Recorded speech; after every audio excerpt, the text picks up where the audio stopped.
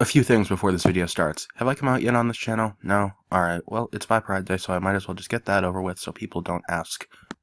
I'm also really sick, and I have a really bad sore throat, so if that's why I sound gruffy or quiet, that sort of explains that. So now that we have that out of the way, let's transition over into the album. So yesterday, All Time Low released Last Young Renegade, which I believe is their 7th full-length studio album. Now, I was not a big fan of their last album, Future Hearts, back in 2015, so I don't know exactly what my expectations were going into this, but they weren't good. I did hear the singles that came out before the album. Dirty Laundry originally rubbed me extremely the wrong way, and I was really nervous about what direction this album would take. But Dirty Laundry's grown on me, especially the explosion at the end. I feel like that's the biggest problem with this album, too. A lot of the tracks don't really explode until the very end, and All Time Low is a very good band when it comes to being energetic and fast, but when you have to slow burn it for 3.5 minutes before you get there, it loses a little bit of the charm. This album starts off with the track Last Young Renegade, which is the title track, and in my opinion, one of the best here. The opening riff kind of gives me a U2 vibe. A lot of people have mentioned that similar thing. The chorus is one of the more energetic moments on the whole album, and like I said, I prefer All Time Low when they're trying to be an energetic band. I've never been a fan of their ballad songs. The chorus really seems to move the song along. It's got a heavier guitar part. The verse makes it sound like it's going to be more of an indie pop rock song, but then you get into the chorus and it sounds like All Time Low. Moving on to Drugs and Candy. Now, Drugs and Candy is one that I'm pretty conflicted on. It's definitely one of the weaker ones out of the batch, as even though the chorus is catchy, the lyrics are extremely weak. And I don't know, just something about Alex's voice doesn't do it for me in this song. One thing I will mention, though, and I'll mention this a lot, Ryan Dawson, the band's drummer, is amazing on this record, and I think Drugs and Candy is one of the best songs that he has. Let's talk a little bit more in depth about lead-off single, Dirty Laundry. Now, it's not a bad song by any means, but it feels more like what Alex Gaskarth would put out if he made a solo album. But apparently he doesn't need to, because the other members of All Time Low are perfectly fine sitting there and sucking their thumbs while he tries to be an electronic artist for 3.5 minutes. The band does get going at the end with a little jack guitar piece and the little final chorus that's reminiscent of something you could hear on Don't Panic. The same thing happens in Drugs and Candy, except Drugs and Candy had some amazing drumming, but the band doesn't really get going until the end, and it's a song that really could have benefited from a high-octane thrust from the start out. I don't know how well Dirty Laundry would have worked as a full-energy song. That's a good, fair point. But something about it just doesn't strike a chord as much as I thought that it would. Moving on to Good Times. Now, Good Times is an interesting one. It seems that they were trying to find a way to make their instruments, the guitar, the bass, the drums, merge with, like, the analog keyboards that Alex said that the band was so fond of during this recording, and I think they made it work a lot better than Dirty Laundry did. Good Times originally, I didn't like, but after a few listens, I really did. It is a good example of how you can merge the instruments with the electronics and still sound like a pretty decent band. In all honesty, it's probably one of the better slow songs on this album. Nice to Know You. Now, Nice to Know You is probably, I'd say, my second favorite song on the record. The riff at the beginning really kicks you in the face. What the fuck did I just say? Really kicks you in the face. Because you haven't really gotten that energy since the chorus of Last Young Renegade, so this one just kind of hits you. And it's great. It's a high-energy song all the way through, which is what Drugs and Candy should have been.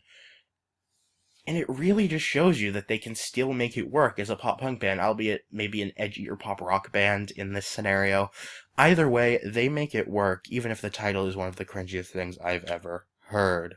Now, Life of the Party, in my opinion, is how All Time Low should move forward, if they want to fully embrace the indie pop with the little EDM influences that every other artist on Fueled by Ramen seems to fucking love. I feel like Life of the Party is the type of style that they should be going for. If they were to stick with more Nice to Know You style songs and make another album that could rival something like Don't Panic, that would be lovely.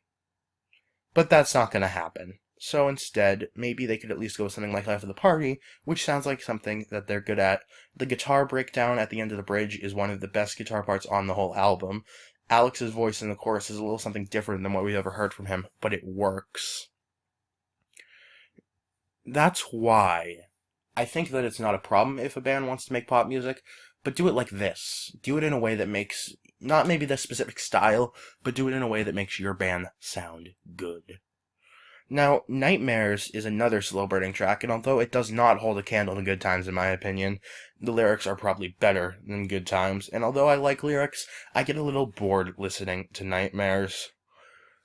I won't skip it when I'm listening to the album full way through from now on, but I probably won't seek it out just to listen to on its own or in a playlist like I will with songs like Last Young Renegade, Nice to Know You. Now, Dark Side of Your Room is another interesting track. There's a very audible bass part at the beginning, that little chord that kind of fizzles out.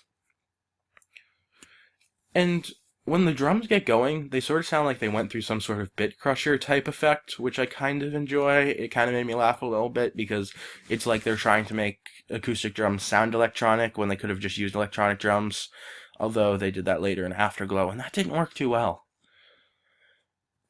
Dark Side of Your Room has a really powerful vocal performance from Alex, and I was actually going to say that I was really surprised by how well Alex pulled off the vocals on this album.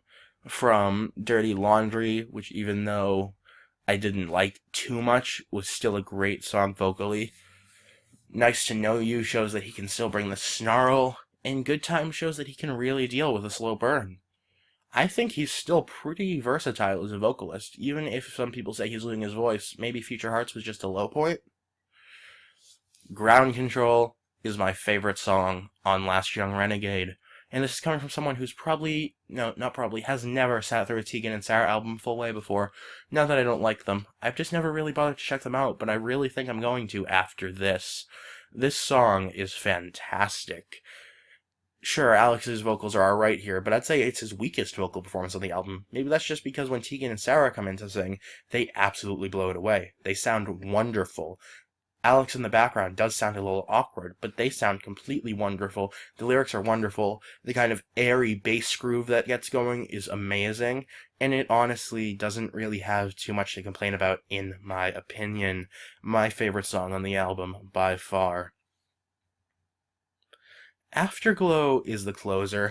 It feels like it's going to be a playful pop rock tune. The beginning reminds me a little bit of Imagine Dragons, but it doesn't really turn out to be that at all. It turns out into Alex trying to make an anthemic album closer, and he doesn't really do it all that well. I don't dislike electronic drumming, but I just don't think it was done right here, especially when Ryan Dawson is the best thing that happened to this album. Drugs and Candy, Nice to Know You, Life of the Party, Dark Side of Your Room. Literally, all of the songs here have at least some sort of betterment made by the drums. So trying to take that away completely doesn't really work for you. Electronic drumming's fine, even when you do it in a rock band. I mean, look at Sober, but when the drums are the only thing that are your saving grace on some tracks, keep them. The playfulness that I thought was going to be an Afterglow really ends up in the background while he tries to make this stadium-filling anthemic album closer. I will admit it feels a little bit more like an album closer than the other songs here, but when you're listening to the album on repeat, it does kind of flow right back into Last Young Renegade, which I appreciate.